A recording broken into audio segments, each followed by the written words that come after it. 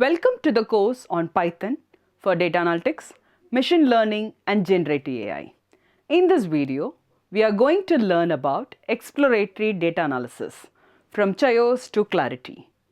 We will also cover what is exploratory data analysis, the initial inspection, feature engineering, grouping and aggregation, univariate, bivariate and multivariate analysis. By the end of the session, your goal will be clear: to uncover hidden patterns, identify anomalies, and test ideas using meaningful statistics and powerful visualizations. In the real world, data is often messy, incomplete, and confusing. Exploratory data analysis or EDA helps us make sense of this chaos by carefully examining data before building any models. We first begin by sequencing the data DNA through initial inspection. The first thing we do after loading the data set is check its shape and structure using simple Pandas commands. The shape function immediately tells us that the data set contains 3,333 rows, which are observations, and 20 columns, which are features. This gives us quick sense of the size of the data we are working with.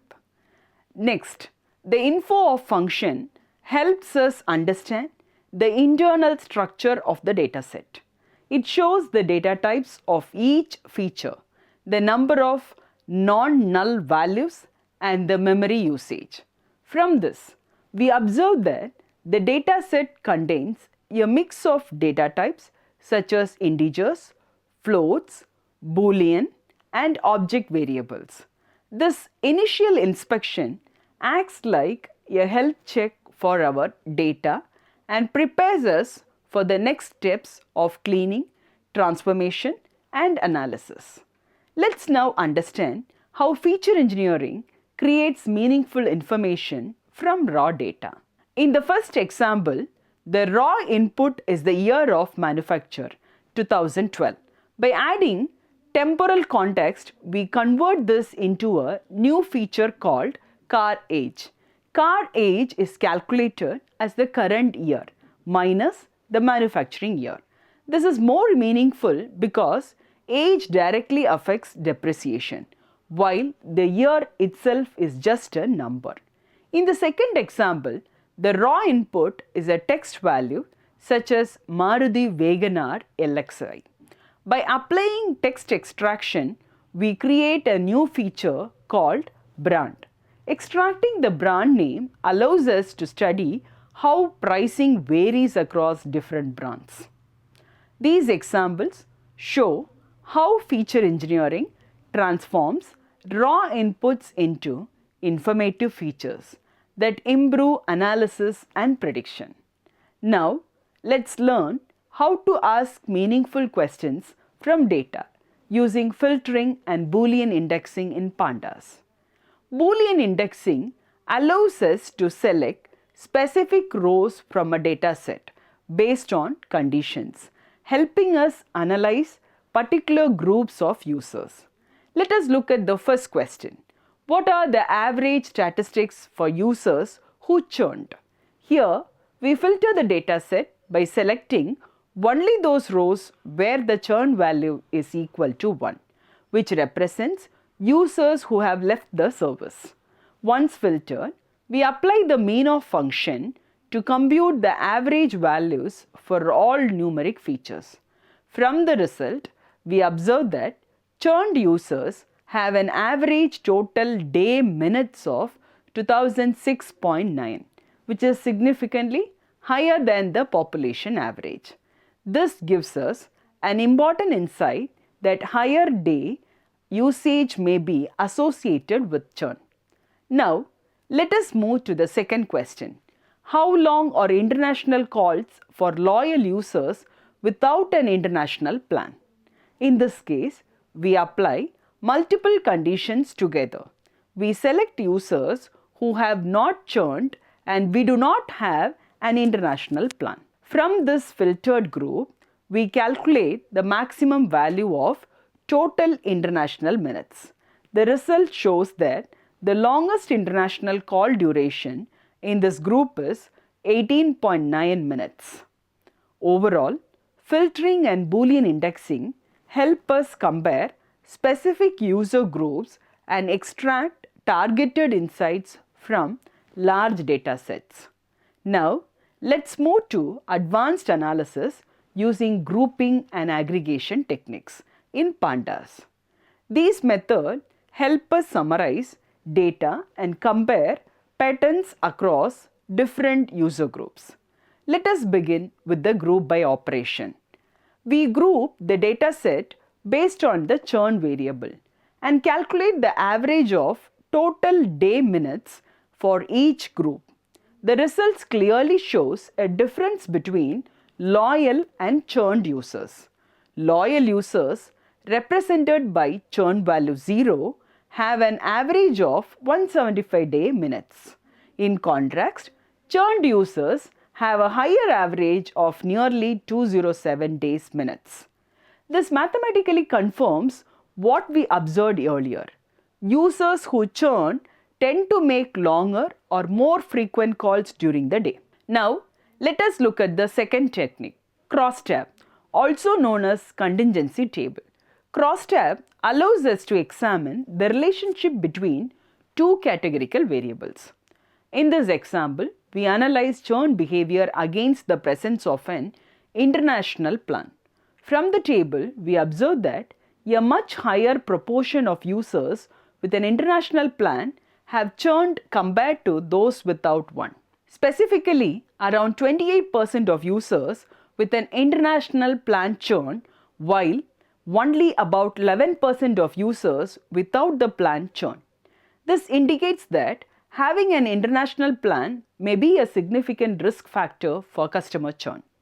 Overall, grouping and aggregation help us transform raw data into meaningful insights that support data-driven decision making. Next, we perform univariate analysis to understand the distribution and variance of a single feature. By using histogram plots combined with kernel density estimation, we can observe the overall shape of the data, including central tendency, spread, skewness, and the presence of outliers.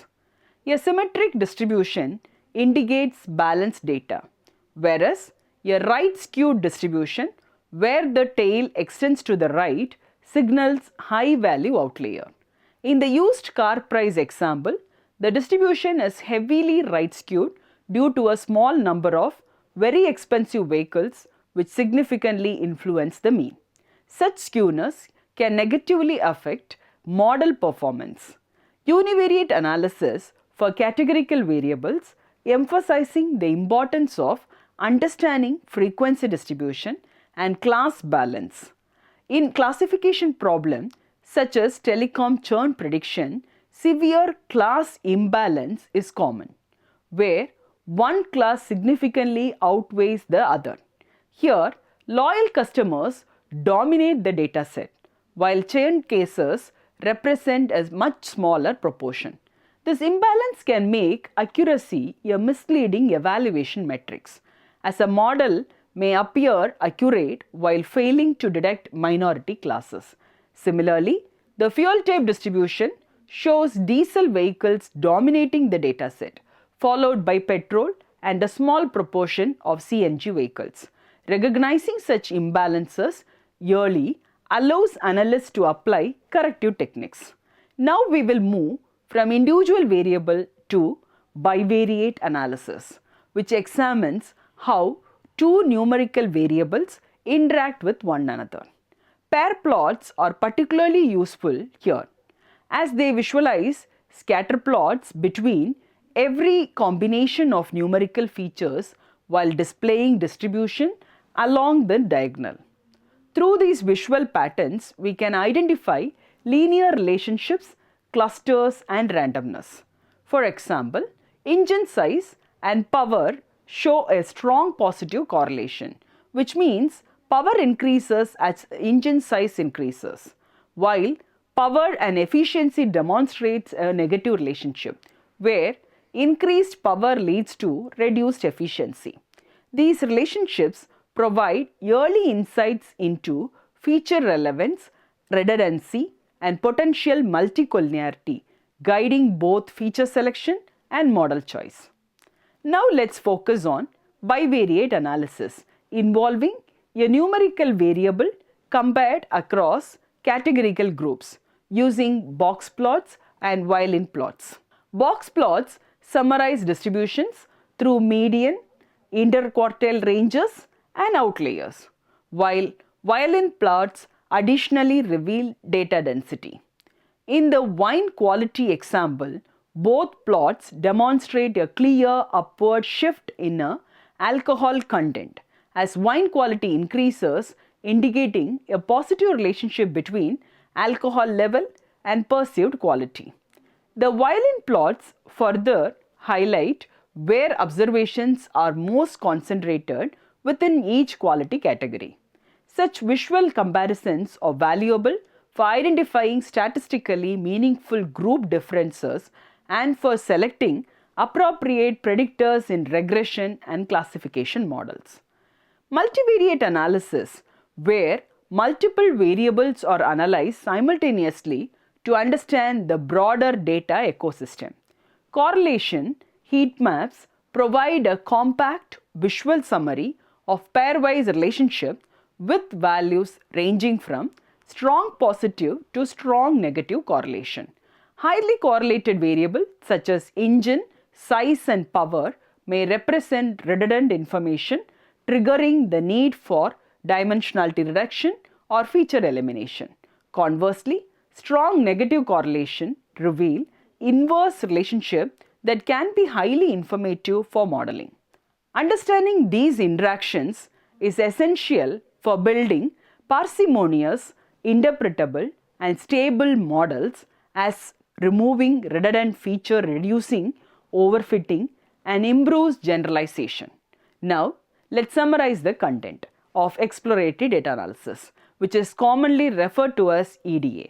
The EDA process begins with inspection, and the second step is cleaning the data. Real-world datasets are rarely perfect and often contains missing values, duplicate records, and inconsistency. Next, the process moves to feature engineering, where raw data is transformed into meaningful inputs for modeling. The final stage of EDA is visualization. Visualization helps in understanding both univariate distributions and multivariate relationships. When EDA is conducted carefully and systematically, it reduces bias, improves generalizability, and strengthens model robustness. In conclusion, investing time and effort in exploratory data analysis is not a delay in modeling. It is a critical enabler of high quality, trustworthy machine learning outcomes. So let's open Jupyter Notebook and start writing some Python code together to bring the concepts of exploratory data analysis into life. Thank you.